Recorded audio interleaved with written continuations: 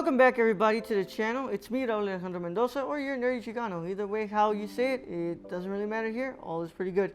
And today I'm back for another episode, or another installment of Between the Frames, our weekly series here where we do a deep dive into the films or a set that we're looking at. And of course, last time that you heard from me, we already had finished our deep dive into the Essential Fellini set, and I'm not going to pick it up in here because we're not talking about that anymore.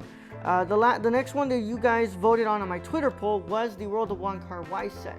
And of course, it has been a while, but life kind of got in some weird places, and I kind of explained all of that on the Nerdcore podcast and all that stuff. So if you were been watching that, then you know what's been going on. But either way, we're back. We're going to be doing this. And of course, today we finally get to start our journey into the World of Wong Kar-wai box set. And today we're going to start with As Tears Go By. But of course, before I actually get into like the whole Between the Frames, this is something I wanted to do when we did the first episode of Between the Frames. I want to actually show you all the set that it is, and you know, get into that before we talk about the movie. So of course, this kind of just, you know, over here in the back, this just opens like this. You get that, you kind of open this flap right here, get that, and then this opens like that.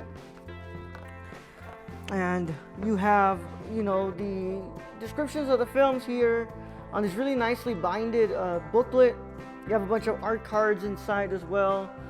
And of course an essay with some notes from Wong Kar-wai as well about the transfers. And yeah, there's a note here from Wong Kar-wai actually, if I can read it here. So here's a director's note here.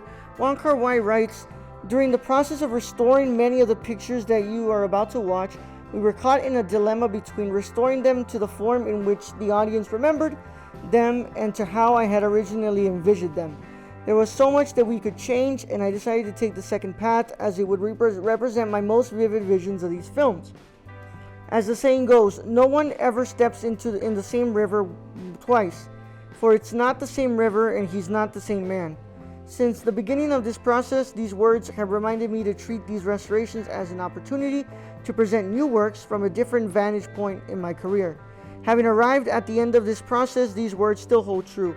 I invite the audience to join me in starting afresh, as these are not the same films and we are no longer the same audience.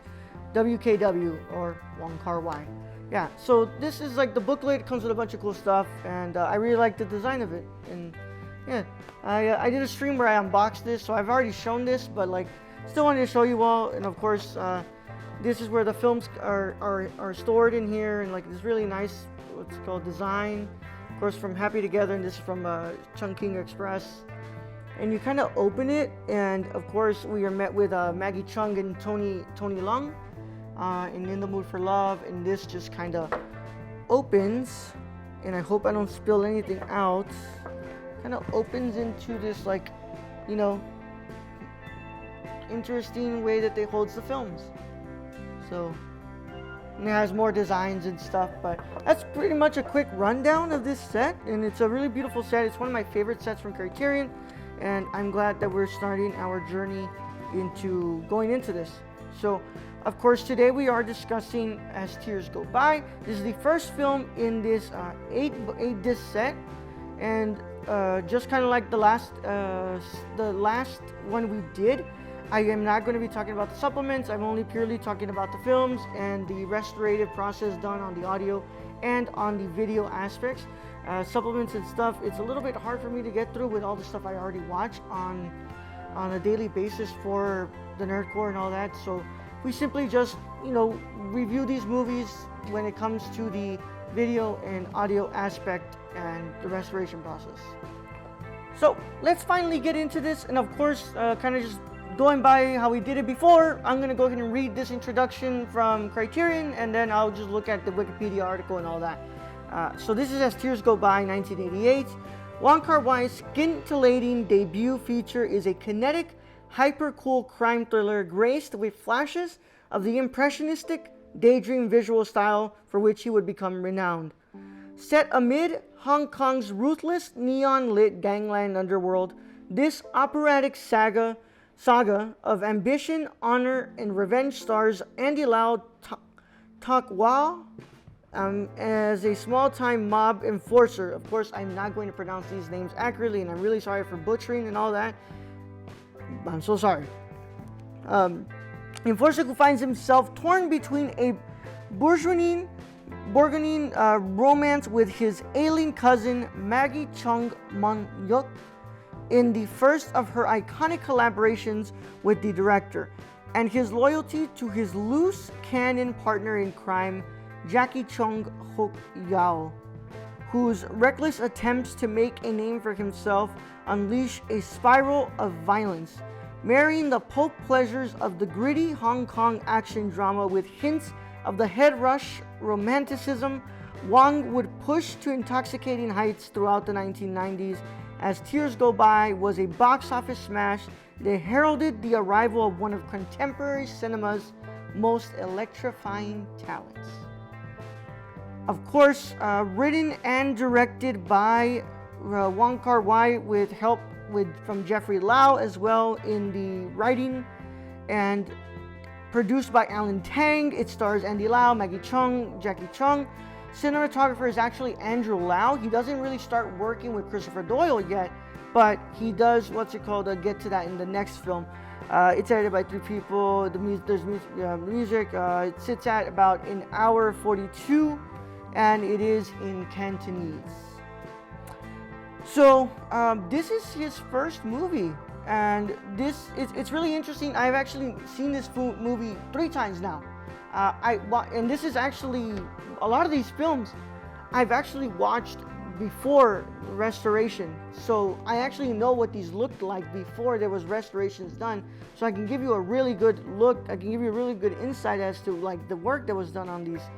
But this is my 3rd time watching this film. The first time I watched it, I really heralded as this great debut from Wong Kar-wai, and I really fell in love with its visual style that he brings, but also, you know, how he wanted to make a crime drama but bring these elements of like romance to it that he really, you know, is well known for, of course, when his career flourishes in the next couple of films. And the second time I watched it, I was still very, very impressed when I first bought this set. And I was still impressed, but I quite didn't herald it more as a masterpiece, and, you know, it didn't end up like breaking out of its shell. On a 3rd rewatch, I still really like this movie. I think I still hold it as where it's at. You know, it's a good, solid debut, and I really like this movie. I like our performances. I love the use of, you know, the neon colors, the lighting that, you know, he really, you know, gets well known for. I really like this movie. I think that its performances are well done. I love Maggie Chung in this movie, of course. Andy Lau as well proves himself to be just a fantastic actor in here. Its themes of brotherhood, of friendship, of love, and really, you know, crime in general really ring to be a great aspect of this movie, and it has such great characteristics like that I always fall in love with, and I love to, you know, explore more when I watch this movie over and over. And specifically, I really like, you know, how we start to see a little bit of the blossoming of that style of Wong Kar-wai, like the step printing, the unusual angles that he's going to choose, and really that in-your-face type of filmmaking. And you really see the ground, you know, building itself, and that foundation from which Wong Kar-wai begins to work on. And I love that, and I love revisiting this because it truly is revisiting where Wong Kar-wai's career and his filmmaking really starts. Now, let's talk about the restoration. So these are all 4K digital restorations, and compared to how I watched these before, this was the first time I actually watched on my 4K player. So this is going to give it a little bit of an upscaling, right? You know, compared to when I would watch it on my PS4, and it would show it on a 1080p, a little bit of an upscaling, but this does give you a little bit of more of a boost on the upscaling. And I'll say, I remember watching this movie when it was not restored, and it looked really messy. It looked like, you know, they seriously needed to fix that the video quality. And of course, that's a little bit of what Wong Kar-wai is loved about, is that he has that grimy feel and it's kind of dirty at times.